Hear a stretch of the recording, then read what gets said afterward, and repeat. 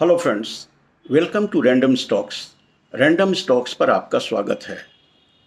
आज संडे का समय है, रविवार है। मैं कलकत्ता में हूँ और आज हर संडे की तरह पीक ऑफ द वीक देने का समय है।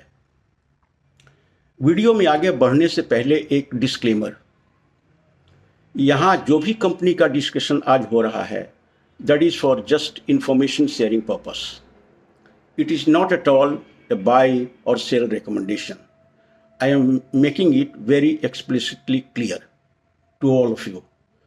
अब आइए वीडियो की तरफ बढ़ते हैं।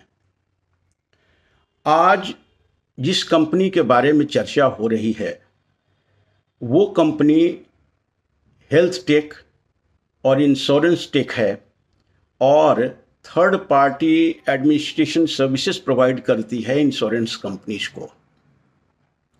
एक कंपनी का आईपीओ जनवरी में आया था at the rate of 418 rupees और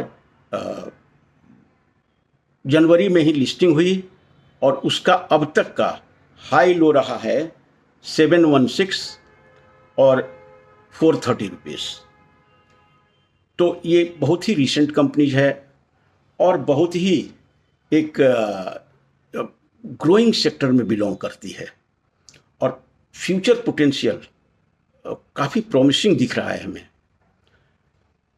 वो कंपनी का नाम है जो यहाँ डिस्कशन में है, वो है Medi Assist Health Care Services Limited. Medi Assist Health Care Services Limited एक कंपनी के फाइनेंशियल्स की तरफ एक नज़र डालते हैं। एक कंपनी का मार्केट कैप है 4116 करोड़, 4116 करोड़। ROCE 23.2 है, ROE 18.9 है। प्राइस अर्निंग मल्टीपल्स एक कंपनी का 48 रुपीज़ है। You may say it is a bit on the higher side. Yes, it is a bit on the higher side but it has its reasons. इसके कारण है क्यों यह higher side में है। और प्राइस टू कैश है 32 रुपीज़। इस कंपनी का फेस वैल्यू 5 रुपये है और करंट मार्केट प्राइस 584 है। ये कंपनी के कुछ ब्रीफ फंडामेंटल्स हैं। अब यहाँ पे केवल एक रेड फ्लैग आप कह सकते हैं, वो है प्राइस अर्निंग मल्टीपल्स को लेकर के। लेकिन हिंदुस्तान में जितने भी बड़े कंपनी हैं उसके प्राइस अर्निंग मल्टीपल्स हर समय ज़्यादा होता है और समय के साथ और ज़्यादा होता है और उसके कारण हैं उस कंपनी का फ्यूचर ग्रोथ, फ्यूचर पोटेंशियल और फंडामेंटल्स। इसलिए 48 का प्राइस अर्निंग मल्टीपल्स को हम उस तरह से रेड फ्लैग नहीं मानते। हाँ, कन्वेंशनल पैरामीटर में यस, लेकिन जो कंपनी का पोटेंशियल है उसके हिसाब से according to me it is not at all a red flag. आगे बढ़ते हैं, सितंबर क्वार्टर 2 का रिजल्ट देखते हैं। इनका रेवेन्यू रहा सितंबर 24 में 180 करोड़, जो कि सितंबर 23 में था 161 crore. Profit after tax 4.16 crore था सितंबर 23 में, जो 24 में बढ़कर हो गया 21 crore. So there has been a quantum jump in profit after tax. EPS जो 0.44 था वो बढ़कर हो गया है 2.99। तो सितंबर क्वार्टर का जो रिजल्ट है इट इज़ क्वाइट गुड और स्टर्लिंग परफॉर्मेंस कर सकते हैं इसे। अब जो बड़ा रेड फ्लैग जो कॉन्वेंशनल पैरामीटर्स या इन्वेस्टर्स के पर्सपेक्टिव से देखें वो है इसमें इस कंपनी में low promoters holding which is just 20.6 crore. लेकिन हमारा मानना है कि यदि कंपनी का बिजनेस सही है, कंपनी का ग्रोथ सही है, कंपनी का फ्यूचर पोटेंशियल सही है, उस जो सेक्टर में कंपनी काम करती है वो एक प्रॉमिसिंग सेक्टर है, तो फिर प्रोमोटर्स होल्डिंग हमारे लिए सेकेंडरी हो जाता है। आप बड़े बड़े कंपनियां जैसे इन्फोसिस वगैरह हुआ उसको देखिए, उसमें प्रोमोटर्स होल्डिंग काफ़ी लो है, लेकिन it is a professionally managed company, not managed by the promoters. Promoters exit ले लिए हैं, लेकिन प्रोफेशनल्स जो है वो काफ़ी सही ढंग से कंपनी को मैनेज कर पा रहे हैं।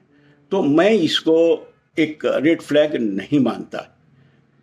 हाँ, इसमें एफआईआई का होल्डिंग देखें तो 16.25 है, जो जून क्वार्टर में इट वाज जस्ट 9.6%। डीआईआई का होल्डिंग 41.33 है, ह्यूज, जो जून क्वार्टर में 29.18 था। So there is a jump from 29.18 to 41.33, huge jump in the share holding of DII। और पब्लिक का जून क्वार्टर में था 22.21 और सितंबर क्वार्टर में है 21.83। एक बात समझ लीजिए, एफआईआई या डीआईआई काफ़ी ड्यू डिलीजेंस, काफ़ी रिसर्च के बाद इन्वेस्टमेंट का डिसीजन लेते हैं, और इस तरह का स्टेक इंस्टीट्यूशंस का, एफआईआई का, डीआईआई का भरोसा देती है एक रिटेल इन्वेस्टर को इस कंपनी के प्रोस्पेक्ट के बारे में। इसलिए आप कह सकते हैं कि it is a red flag, but red flag has also a background. किस बैकग्राउंड में रेड फ्लैग है? यदि बिजनेस को लेकर के रेड फ्लैग है देन इट इज़ यस। यदि फ्यूचर को, फंडामेंटल्स को लेकर के रेड फ्लैग है देन इट इज़ यस। लेकिन प्रोमोटर्स का लो होना, उसके बहुत सारे कारण हो सकते हैं, लेकिन company is doing absolutely fine, और इस सेक्टर के प्रोस्पेक्ट भी काफ़ी अच्छे हैं, और कंपनी का मैनेजमेंट भी बहुत सही है। इसलिए we can ignore this red flag. इस कंपनी का कंपाउंडेड सेल्स ग्रोथ रहा है 25% इन द लास्ट 3 years, और प्रॉफिट ग्रोथ रहा है 50% इन द लास्ट 3 years, और ROE कॉन्सिस्टेंटली 3 years का 19% है। और हमें लगता है मार्च 24 का जो रिजल्ट होगा, और वो जब समरी चार्ट उनका निकलेगा, तो उसमें ROE बिल्कुल ही +20% होगा, जो हम लोग का बेंचमार्क है कंपनी को एनालिसिस में लेने का। इसलिए ये कंपनी में काफ़ी पोटेंशियल हमें दिखता है। इसलिए इसका टाइटल हम ब्लू चिप या मल्टी बैगर या मनी स्पिनर ने रख करके हमने रखा है कि इसे अपने बच्चे को गिफ्ट कीजिए, उसको फ्यूचर नीड के लिए काफ़ी सहायक होगा ये कंपनी का शेयर। और एक फादर के रूप में मेरी ये इच्छा है कि मैं अपने बच्चों को दे सकूं, लेकिन हमारे बच्चे थोड़े बड़े हो गए हैं, इसलिए that is not the time for me to gift my child with this share. लेकिन आप लोग ये काम कर सकते हैं। तो ये कंपनी का यही है। ये कंपनी इंश्योरेंस सेक्टर को तो बिजनेस प्रोवाइड कर, ये सर्विसेज प्रोवाइड करती है, लेकिन हो सकता है आपके पोर्टफोलियो को भी ये शाइन करे, ये इंश्योरेंस दे। इसलिए काफ़ी एक बढ़िया सेक्टर से बिलोंग करती है, जिसका काफ़ी पोटेंशियल है। जैसे जैसे हॉस्पिटल मेडिकल के प्रति लोगों की जागरूकता हो रही है, जैसे जैसे लोगों का स्टैंडर्ड ऑफ लिविंग बढ़ रहा है, और आज तो एक तरह से कह लीजिए कि मेडिकल इंश्योरेंस कवर या हेल्थ इंश्योरेंस कवर एक मैंडेटरी जैसा हो गया है। वॉलंटरी है आज भी, लेकिन एक मैंडेटरी जैसा हो गया है, क्योंकि लोगों में हेल्थ के प्रति काफ़ी जागरूकता बढ़ी है, काफ़ी कॉन्शियसनेस आया है, और गवर्नमेंट का भी ये ध्यान है कि इस सेक्टर को कैसे भी बूस्ट मिले। और आप यूरोपियन अमेरिकन कंट्रीज़ को देख लीजिए, वहाँ पे हेल्थ और इंश्योरेंस के प्रति लोगों की जो जागरूकता है, जो कॉन्शियसनेस है, अभी भी इंडियन सोसाइटी थोड़ा पीछे है। लेकिन समय के साथ जैसे जैसे इंडियन इकोनॉमी का ग्रोथ होगा, लोगों में जागरूकता आएगी, वैसे वैसे इस सेक्टर का प्रॉस्पेक्ट बहुत बढ़िया हमें दिखता है।